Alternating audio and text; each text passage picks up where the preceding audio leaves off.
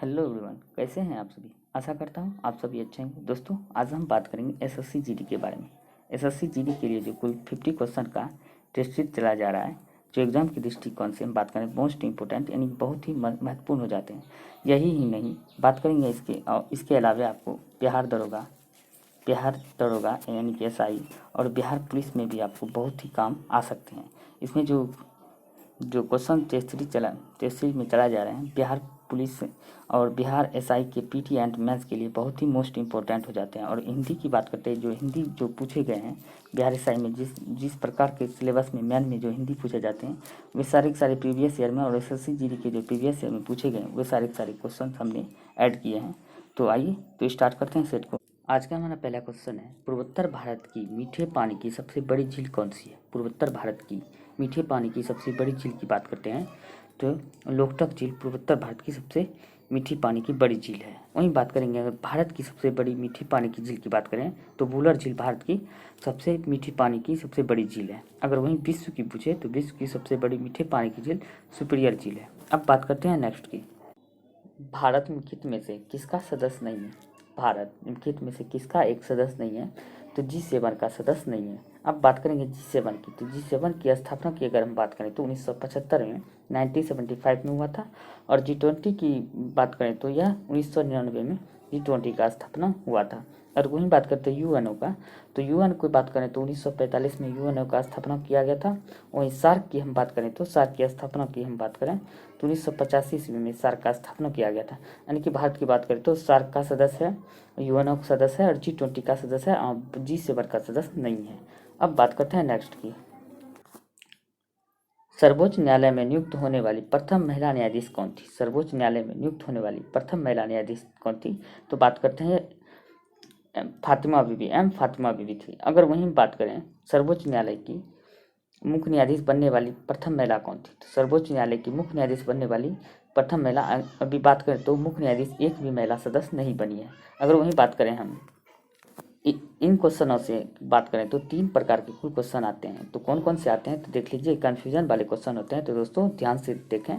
तो अगर आपको पूछे पहले नंबर पे कि सर्वोच्च न्यायालय के मुख्य न्यायाधीश बनने वाली प्रथम महिला जज कौन है, तो एक भी नहीं है। अगर वहीं पूछे सर्वोच्च न्यायालय के न्यायाधीश नियुक्त होने वाले प्रथम महिला, तो फातिमा बीबी। इसको कैसे याद रखना है, सुप्रीम कोर्ट का प्रथम न्यायाधीश नियुक्त होने वाले यानी कि न्यायाधीश बनने वाले महिला सुपर बीबी, मतलब सुप्रीम कोर्ट का न्यायाधीश बनने वाले प्रथम महिला फातिमा बीबी। अगर वहीं आपको पूछे दूसरा नंबर क्वेश्चन कि उच्च न्यायालय की मुख्य न्यायाधीश बनने वाली प्रथम महिला कौन थी, उच्च न्यायालय की प्रथम महिला मुख्य न्यायाधीश, तो लीला सेठ, याद रखिएगा लीला सेठ। अगर वहीं आपको पूछे तीसरे नंबर का कि उच्च न्यायालय की जज बनने वाली प्रथम महिला कौन थी, उच्च न्यायालय की जज बनने वाली प्रथम महिला तो अन्ना चांडी कहाँ की थी, तो ये केरल की बनी थी। अगर वहीं पूछ लीला सेठ तो ये हिमाचल प्रदेश की बनी थी, याद रखिएगा। अब बात करते हैं नेक्स्ट की, किस शहर में कप्तान रूप सिंह स्टेडियम स्थित है, तो किस शहर में कप्तान रूप सिंह स्टेडियम स्थित है, तो यह ग्वालियर शहर में स्थित है। अब बात करते हैं नेक्स्ट की, इसरो द्वारा निर्मित पहला मानव रहित उपग्रह कौन था। इसरो द्वारा निर्मित पहला मानव रहित उपग्रह की बात करें तो आर्यभट्ट था। इसको कब प्रक्षेपित किया था, तो 1975 में प्रक्षेपित किया गया था। अब बात करते हैं नेक्स्ट की, पार्थिव पटेल किस खेल से संबंधित है। पार्थिव पटेल किस खेल से संबंधित है, तो यह क्रिकेट खेल से संबंधित है। अब बात करते हैं नेक्स्ट, मृगनयनी का महल कहाँ स्थित है। मृगनयनी महल कहाँ पे स्थित है, तो यह ग्वालियर में स्थित है। अब बात करते हैं नेक्स्ट, नरेगा की शुरुआत कब हुई थी। नरेगा की शुरुआत की बात करते हैं तो 2005 में हुआ था, यानी कि 2005 अधिनियम के तहत 2006 में किया गया था।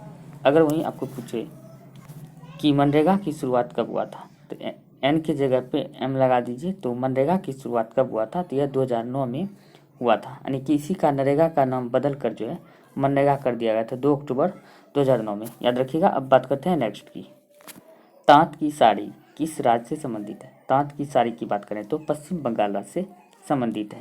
अब बात करते हैं क्षेत्रफल की दृष्टि से भारत का संसार में स्थान कौन सा है। भारत का संसार में स्थान कौन सा है, तो 7वां स्थान है संसार में क्षेत्रफल से। और वहीं बात करते हैं क्षेत्रफल में पहला स्थान रूस का है। और वहीं बात करेंगे अगर जनसंख्या में पूछे तो जनसंख्या में बात करें तो दूसरा स्थान भारत का है और पहला स्थान की बात करें तो पहला स्थान चीन का है, तो याद रखिएगा। अब बात करते हैं नेक्स्ट की, भारत रत्न अटल बिहारी वाजपेयी स्टेडियम कहाँ स्थित है? भारत रत्न अटल बिहारी वाजपेयी स्टेडियम कहाँ स्थित है? तो भोपाल में स्थित है। अब बात करते हैं नेक्स्ट। तो दोस्तों अटल बिहारी वाजपेयी के बारे में और भी कुछ ज़्यादा जान लेते हैं। तो आइए जानते हैं।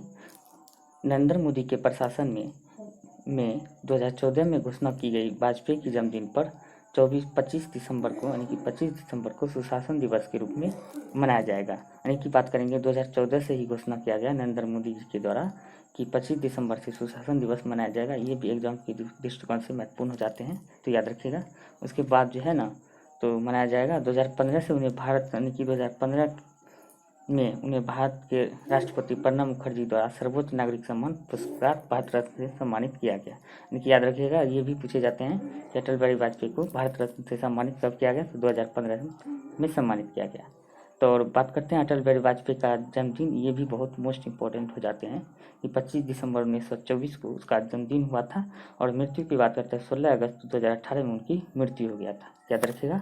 अब बात करते हैं नेक्स्ट की। बर्लिन की दीवार को किस वर्ष ध्वस्त किया गया था? बर्लिन की दीवार को किस वर्ष ध्वस्त किया गया था? 1989 में ध्वस्त किया गया था, याद रखिएगा। ये कई बार एग्जामों में पूछ लिए गए हैं। अब बात करते हैं नेक्स्ट की।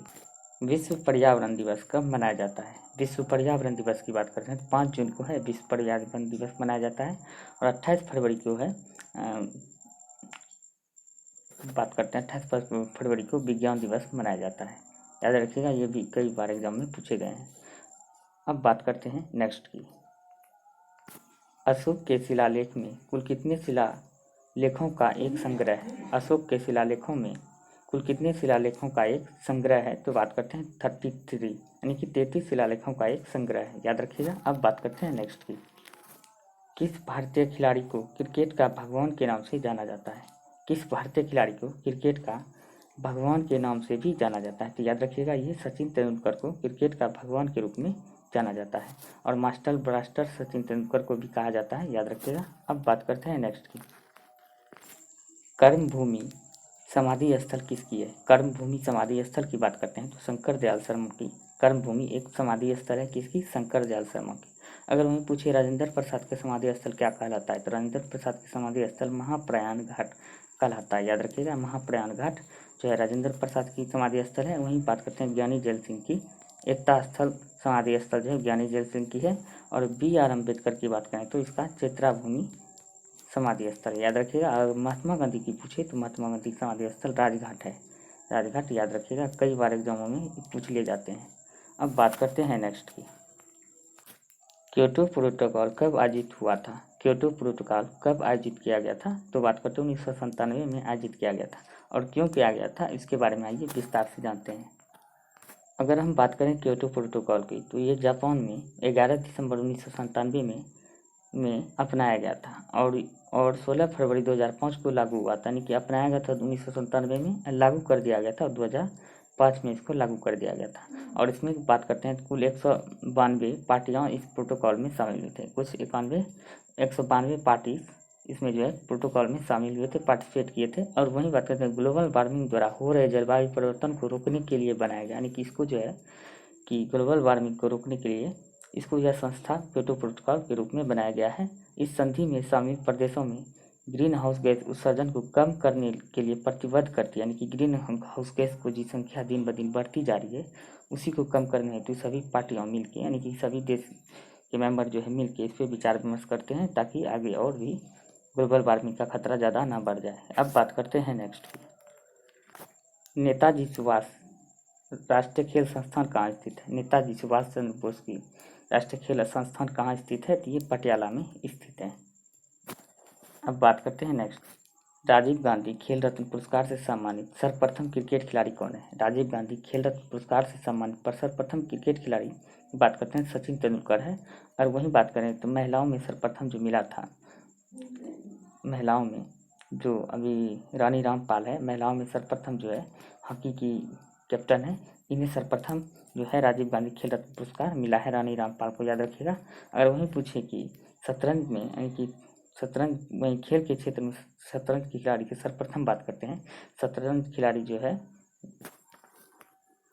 विश्वनाथ आनंद जो शतरंज खिलाड़ी है, इन्हें सर्वप्रथम जो है राजीव गांधी खेल रत्न पुरस्कार से सम्मानित किया गया था। इसमें कुल जो है राशि पहले 7.5 लाख दी जाती थी, याद रखिएगा, और अब जो है इसकी राशि बढ़ाकर 25 लाख कर दिया गया है।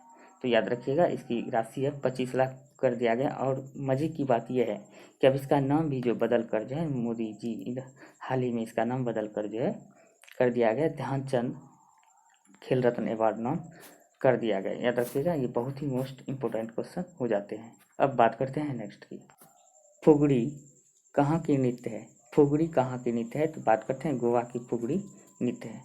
अब बात करते हैं नेक्स्ट की, महात्मा गांधी जी ने अपनी आत्मकथा मूलतः किस भाषा में लिखी थी। महात्मा गांधी ने अपनी आत्मकथा जो मूलतः किस भाषा में लिखी थी, याद रखिएगा दोस्तों, यह हिंदी भाषा में भी नहीं लिखा गया था। ये अक्सर एग्जाम में पूछे जाते हैं, कन्फ्यूज कर देते हैं। तो ये याद रखिएगा, ये जो है महात्मा गांधी जो गुजरात से संबंधित थे, गुजरात के ही थे, और वह जो है गुजराती भाषा में ही अपनी जीवनी लिखी थी। याद रखिएगा, वह अपना जो जीवनी है गुजराती भाषा में लिखे थे। अब बात करते हैं नेक्स्ट की, हरियाणा राज्य का पशु कौन सा है। हरियाणा राज्य का पशु की बात करते हैं तो काला हिरण जो है हरियाणा राज्य का पशु है।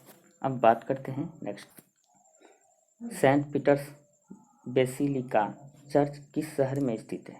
सेंट पीटर्स बेसिलिका चर्च किस शहर में स्थित है, तो बात करते हैं वेटिकन सिटी में यह स्थित है। अब बात करते हैं नेक्स्ट की, कलाड़ी पट्टू किस राज्य की एक मार्शल आर्ट है। कलाड़ी पट्टू किस राज्य की एक मार्शल आर्ट है, तो बात करते हैं कलाड़ी पट्टू केरल की एक मार्शल आर्ट है। अब बात करते हैं नेक्स्ट, विश्व पर्यटन संगठन का मुख्यालय कहाँ स्थित है। विश्व पर्यटन संगठन का मुख्यालय की बात करते हैं स्पेन के मैड्रिड में शहर में स्थित है। यानी कि विश्व पर्यटन संगठन की बात करते हैं स्पेन मैड्रिड में स्थित है। और वहीं पूछे विश्व पर्यटन दिवस कब मनाया जाता है।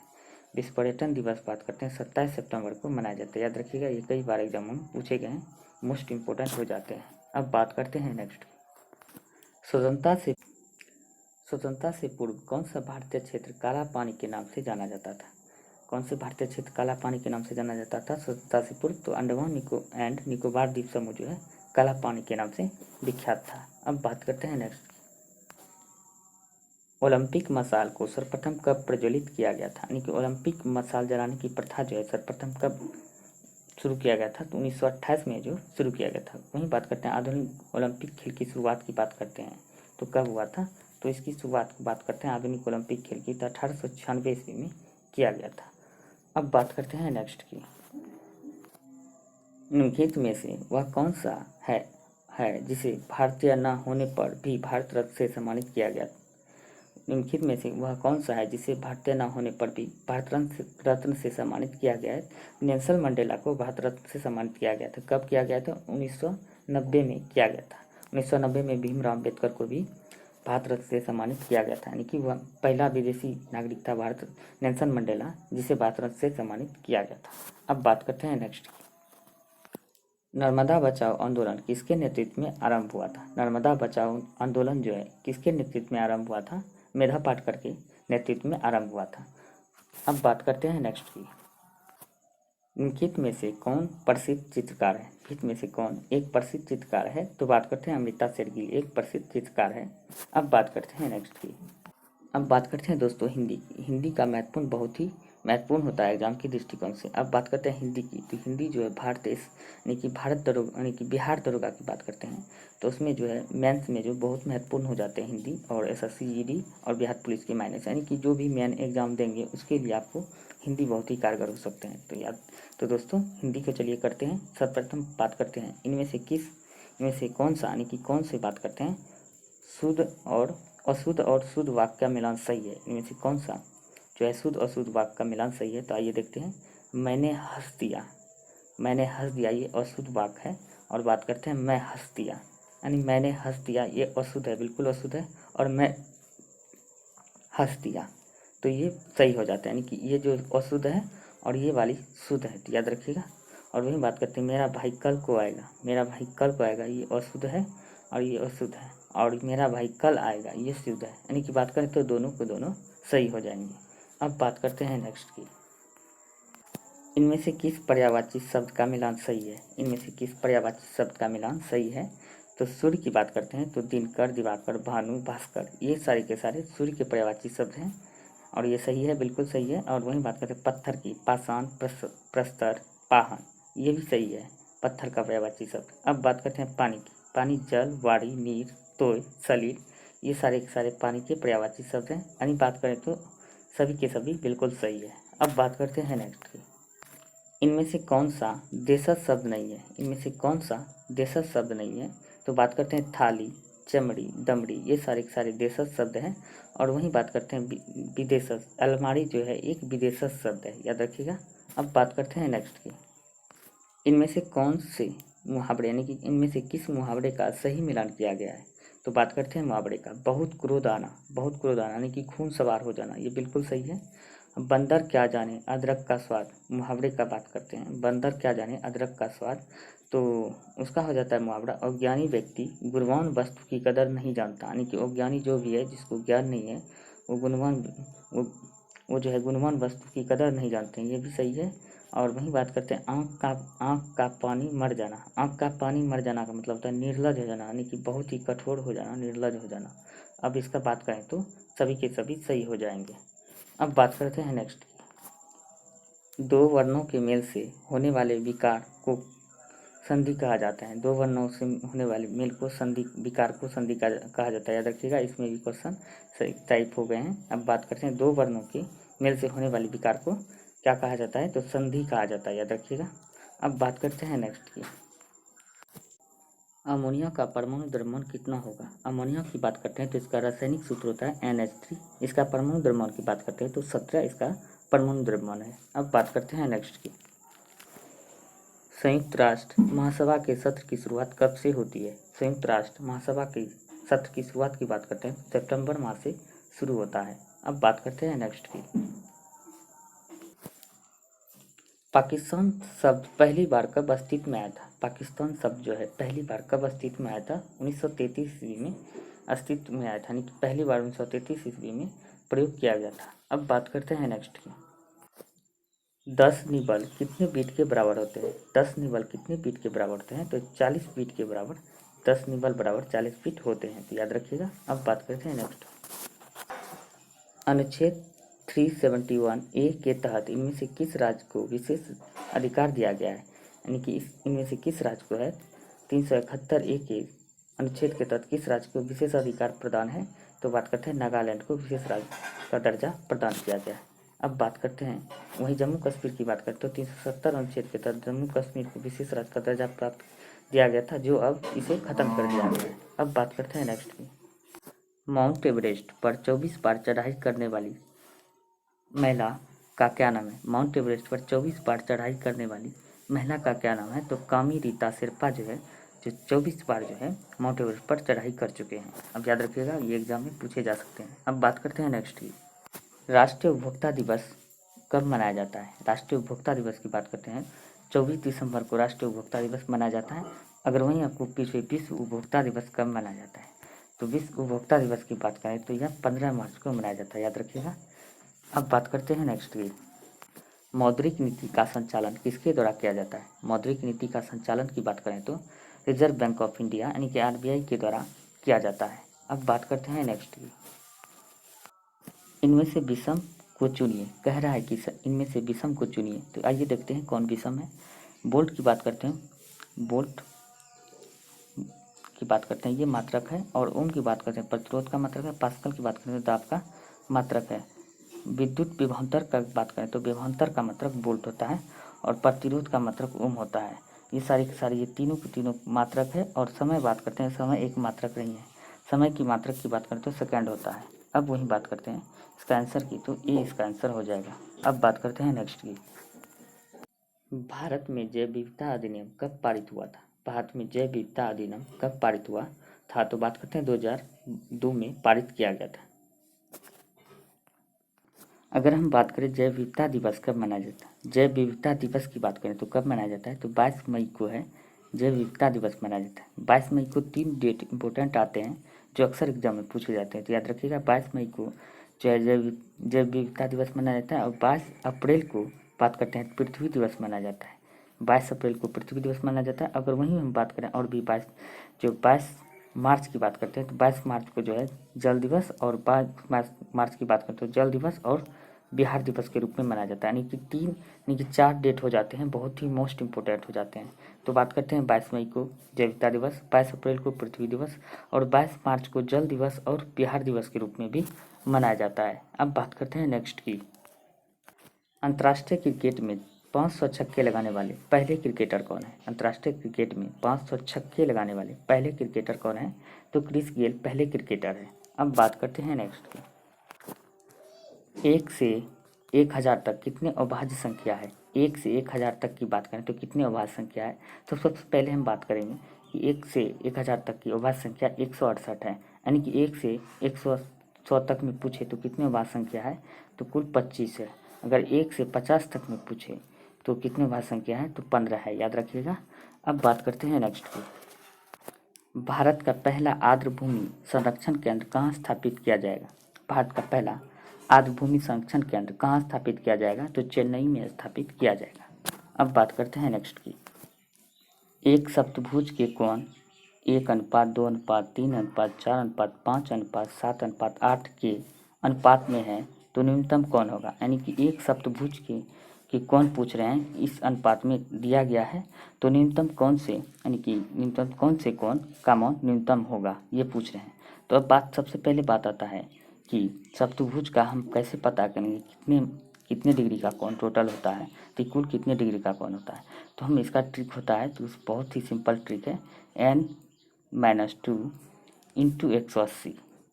तो इससे हम जो है किसी भी, यानी कि षटभुज के 10 भुज के किसी भी भुज का हम कोण टोटल कुल कोण का मान हम ज्ञात कर सकते हैं। तो सबसे पहले बात करेंगे n इंटू, मतलब कि षटभुज, यानी कि बात करें षटभुज में 2 घटा देंगे और 180 से मल्टीप्लाई कर देंगे तो कितना हो जाएगा? तो 5 हो गया, 18×5 = 90, यानी कि बात करते हैं तो कुल जो इसकी मान जो है तो हो जाता है कितना? 90, 900 हो जाता है। अब इसका निकालना बहुत आसान होता है। अब क्या करेंगे, 900 हो जाने के बाद अब इसको सबसे पहले हम मल्टीप्लाई कर लेंगे। 3 1 2 जोड़ के 3 हो गया, 3 3 6 4 10 5 15 7 22 8 30, यानी कि इसका कुल मान की बात करें तो 30 हो जाता है।